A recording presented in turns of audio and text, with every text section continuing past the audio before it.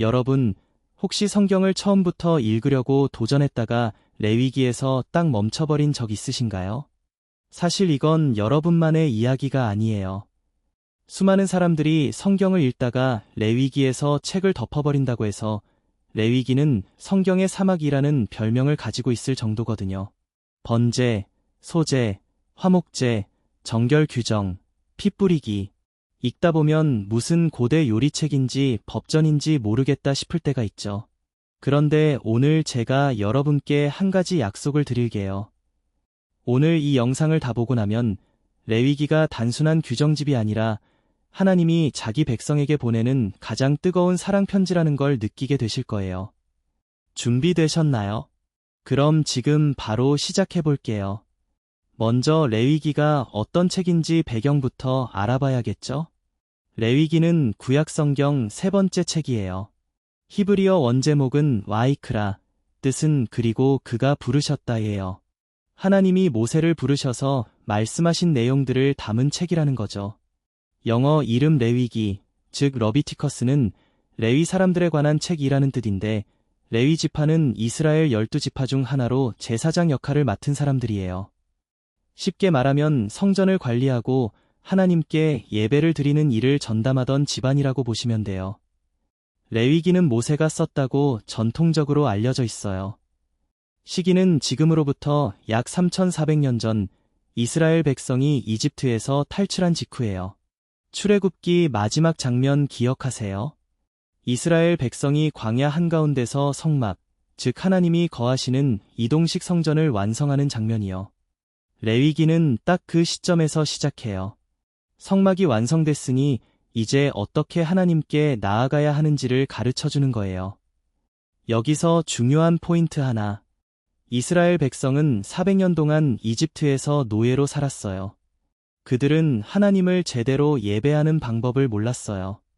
이제 막 자유인이 된 이 백성에게 하나님은 이렇게 나에게 나아오면 돼, 이렇게 살면 돼 라고 차근차근 알려주시는 거예요.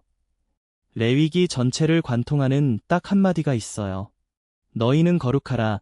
이는 나 여호와 너희 하나님이 거룩함이니라. 이게 이 책의 핵심이에요. 자, 그럼 이제 본격적으로 레위기의 핵심 이야기들을 만나볼게요. 첫 번째 이야기, 5가지 제사. 하나님께 나아가는 5가지 문 레위기 1장부터 7장까지는 제사에 관한 이야기예요. 제사라는 게 뭔지 생각해보면 사실 우리 현대인에게는 굉장히 낯선 개념이죠.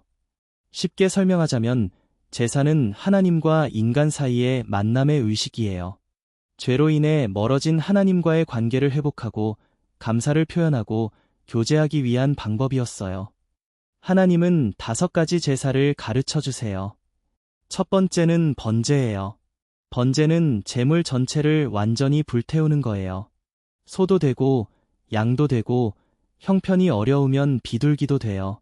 하나님은 처음부터 가난한 사람도 드릴 수 있도록 배려해 두신 거예요. 번제의 의미는 하나님, 저의 모든 것을 드립니다. 라는 완전한 헌신을 표현하는 거예요. 두 번째는 소제예요. 소제는 동물이 아니라 밀가루나 곡식으로 드리는 제사예요. 가장 일상적인 음식으로 드리는 감사의 제사죠. 세 번째는 화목제예요. 이게 좀 특이해요. 다른 제사와 달리 화목제는 제물 일부를 제사장이 먹고 나머지는 제사를 드린 사람이 가족과 함께 먹어요. 말 그대로 하나님과 함께하는 잔치예요. 하나님, 저 지금 행복해요. 감사해요. 함께 축하해요. 라는 의미예요. 네 번째는 속죄제예요. 이건 실수나 부주의로 지은 죄를 해결하기 위한 거예요. 제물의 피를 성막의 특정 장소에 뿌림으로써 죄가 용서받는 의식이에요. 5번째는 속건제예요. 속죄제와 비슷하지만 이건 누군가에게 피해를 입혔을 때 드리는 거예요. 하나님께 용서를 구하면서 동시에 피해준 사람에게도 반드시 배상해야 해요. 하나님과의 관계 회복과 사람과의 관계 회복이 함께 이루어져야 한다는 거예요. 정말 실용적이고 지혜롭지 않나요? 이 5가지 제사를 보면 놀라운 게 있어요. 하나님은 인간의 모든 상황을 다 커버하셨어요. 감사할 때도, 죄 지었을 때도, 헌신하고 싶을 때도, 누군가에게 잘못했을 때도 모든 순간 하나님께 나아올 수 있는 길을 열어두신 거예요. 두 번째 이야기, 나답과 아비후의 비극. 진심이라도 방법이 틀리면 안 돼요. 레위기 8장부터 10장까지는 제사장 취임식 이야기예요. 아론과 그의 아들들이 공식적으로 이스라엘의 제사장으로 임명되는 순간이에요. 이건 정말 역사적인 날이에요. 화려한 예복을 입고 기름 부음을 받고 하나님을 섬기는 거룩한 직분을 맡게 되는 날이니까요. 그런데 여기서 충격적인 사건이 일어나요. 아론의 아들 중 나답과 아비후라는 두 형제가 있었어요. 이들은 그날 제사장으로 임명된 것이 너무 흥분됐나 봐요. 그들은 하나님이 명령하지 않은 불, 즉 다른 불을 향로에 담아서 하나님 앞에 가져갔어요. 어쩌면 그들은 진심으로 하나님을 예배하고 싶었을 수도 있어요.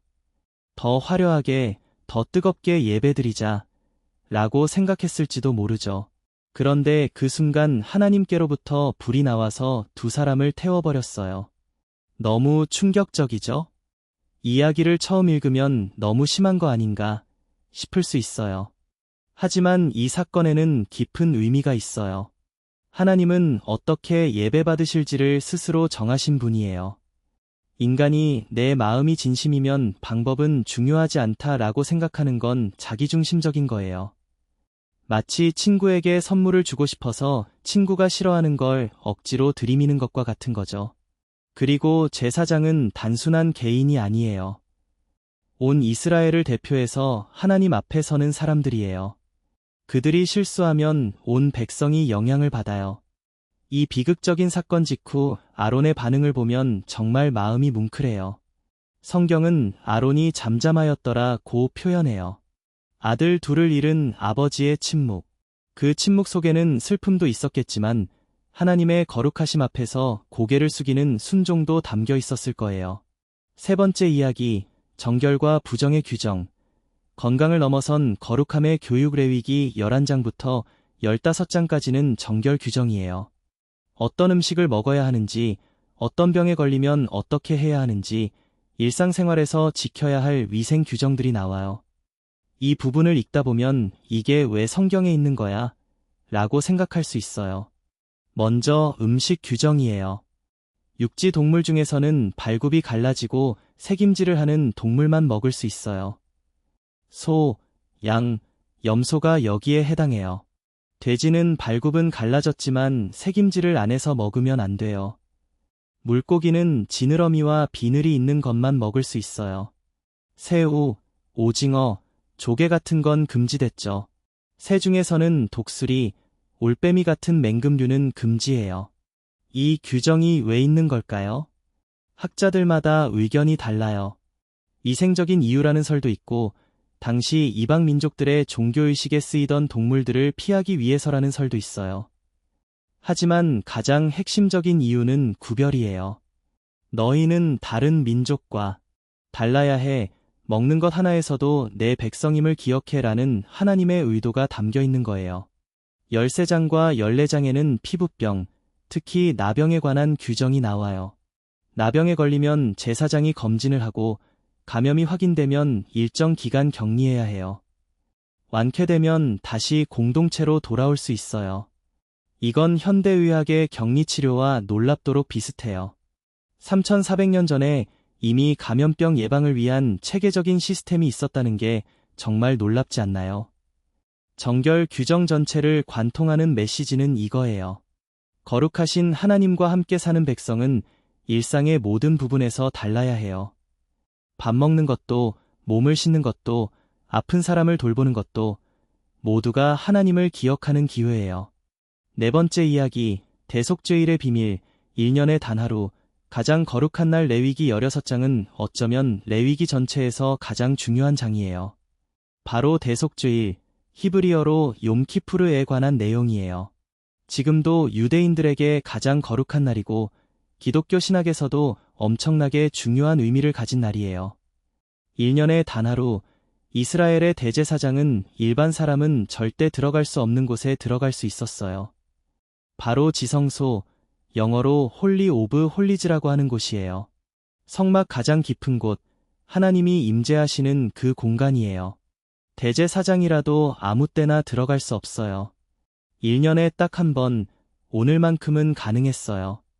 그날 대제사장은 화려한 대제사장 예복 대신 순백의 리넨 옷을 입었어요. 왕 같은 외모가 아니라 종의 모습으로 하나님 앞에 서는 거예요. 그는 먼저 자기와 자기 가족의 죄를 위해 수송아지를 잡아 제사를 드리고 그 다음은 이스라엘 백성의 죄를 위해 2마리 염소를 준비해요. 여기서 정말 드라마틱한 장면이 나와요. 2마리 염소 중 하나는 죽여서 그 피로 지성소에서 제사를 드려요. 그런데 나머지 1마리는 죽이지 않아요. 대제사장은 그 염소 머리 위에 2 손을 얹고 이스라엘 백성이 1년 동안 지은 모든 죄를 고백해요. 그리고 그 염소를 광야로 보내버려요. 모든 죄를 짊어지고 저 멀리 사라지게 하는 거예요. 이 염소를 영어로 스케이프고트, 즉 희생양이라고 해요. 우리가 일상에서 쓰는 희생양이라는 표현이 바로 여기서 나온 거예요. 온 백성이 지켜보는 가운데 그 염소가 광야로 사라져가는 모습을 상상해 보세요. 이스라엘 사람들은 얼마나 안도하고 또 얼마나 뭉클했을까요? 1년의 모든 죄와 허물이 저 광야 어딘가로 사라져버리는 거잖아요. 기독교에서는 이 대속죄일 전체가 예수님을 예표한다고 해요. 예수님이 우리 모든 죄를 짊어지고 십자가에서 죽으신 것, 그 사건이 수천 년 전 이의 시간에 이미 그림자처럼 담겨 있었다는 거예요. 레위기를 이런 시각으로 보면 완전히 새로운 책이 돼요.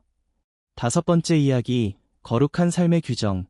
사랑이 법이 되다 레위기 17장부터 22장까지는 거룩한 법전이라고도 불려요. 여기서는 일상생활에서 어떻게 거룩하게 살아야 하는지를 구체적으로 알려줘요. 성적인 윤리에 관한 규정도 있고 이웃을 어떻게 대해야 하는지에 관한 내용도 있어요. 그 중에서 레위기 19장에 정말 보석 같은 말씀들이 있어요. 너는 내 이웃 사랑하기를 내 자신과 같이 사랑하라. 뭔가 익숙하지 않으세요? 맞아요. 예수님이 가장 큰 계명이 무엇이냐는 질문에 인용하셨던 그 말씀이 바로 여기 레위기 19장 18절에 있어요. 또 이런 말씀도 있어요. 밭에서 수확할 때 가장자리와 떨어진 이삭들은 줍지 말고 가난한 사람과 나그네를 위해 남겨두라는 거예요. 이건 단순한 자선이 아니에요. 가난한 사람이 와서 직접 일해서 먹을 수 있게 하는 거예요.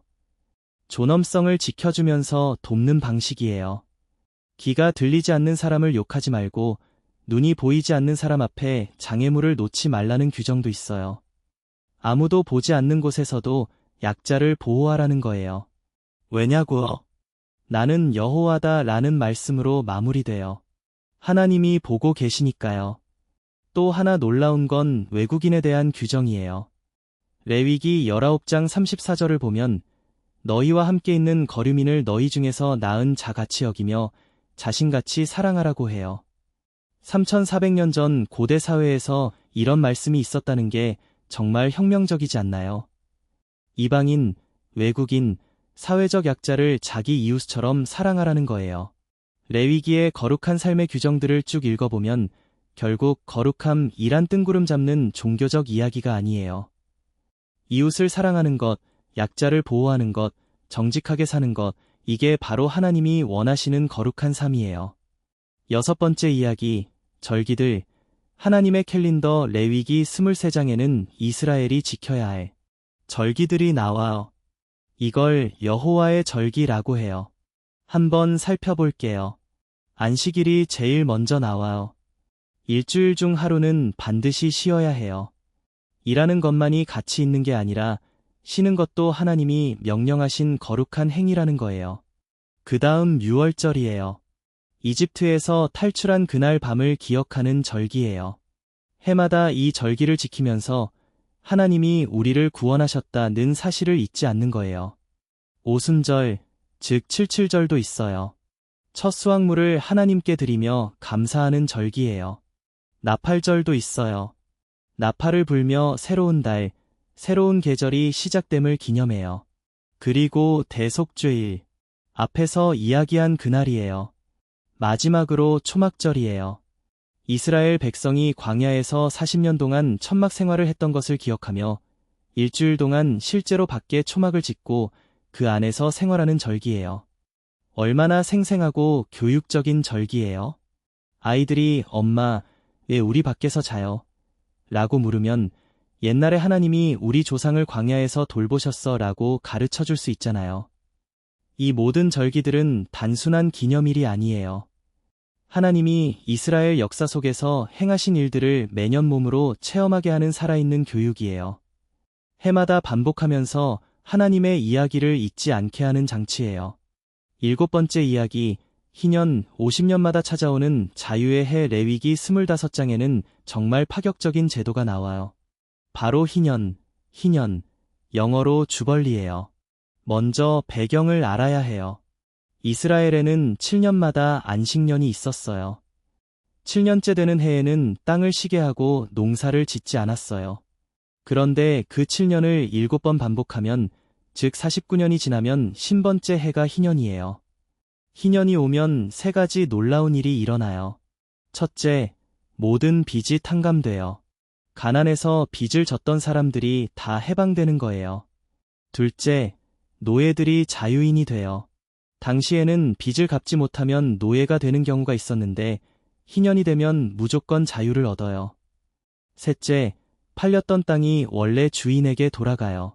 이스라엘에서 땅은 사고 파는 게 아니에요. 엄밀히 말하면 희년까지 임시로 사용할 권리를 사고 파는 거예요. 왜냐하면 모든 땅의 원래 주인은 하나님이시니까요. 땅은 다 내 것이라 너희는 내 곁에 사는 나그네여 우거하는 자라고 하나님이 직접 말씀하세요. 희년은 빈부격차가 세대를 넘어 고착화되는 걸 막는 제도예요. 어떤 집안이 아무리 많은 부를 축적해도 50년이 지나면 리셋이 돼요. 아무리 가난해도 50년 후에는 다시 시작할 수 있어요. 완벽한 평등은 아니지만 절대적인 격차를 막는 하나님의 지혜예요. 그리고 희년이